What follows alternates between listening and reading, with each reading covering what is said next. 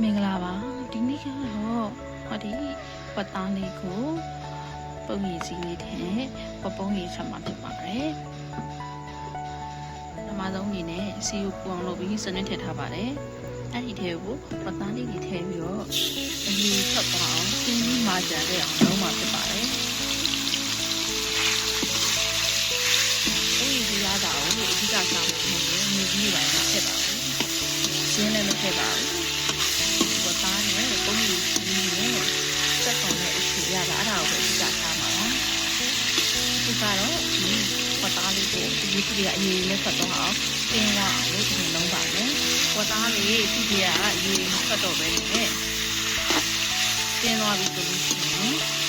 ပထမဆုံးတည်းအရင်ထည့်ပါမယ်ဝတ်သားနူးအောင်အရင်တည်းမှာဖြစ်ပါတယ်ပသားနုဖို့အတွက်အခေါက်ရောသားရောစီရောအကုန်ညံ့ဖို့အတွက်ကိုမီအေးလေးနဲ့အုပ်ပြီးတဲမှာဖြစ်ပါတယ်ဒါလေးကဒုတိယတရေပါရှင်ဒုတိယတရေတစ်ဝက်လောက်ခံပြီးပါပြီပေါ့နော်ဒီနေသားမှာတီးထားတဲ့စုံတော်လေးတွေကိုထည့်ပါမယ်ရှင်ပုံလေးရဲ့ကွင်းလေးတီးထားလေးကိုထည့်ပါမယ်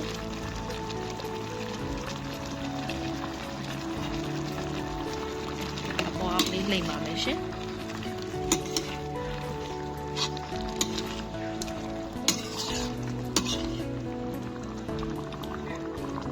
ပြီးရင်တော့အဲ့ထဲကိုခါတဲ့တင်ဖြောထားတဲ့ပုံကြီးလေးထည့်ပါမယ်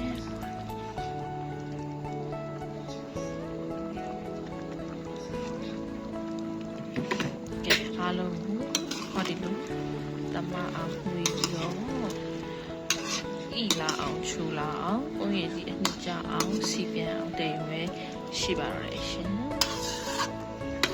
နည်းလေးကျဲချလိုက်ပါအောင်မယ်ရှင်ဆိုရဝတ်သားကိုဆိုင်ချူလို့ရတာနဲ့ဟာပြီးတော့ခုထိဒီထဲကိုတော့ဘာမှမထည့်ရသေးပါဘူးရေလေးအကုန်မခန့်တခန့်အခြေနေပါရှင်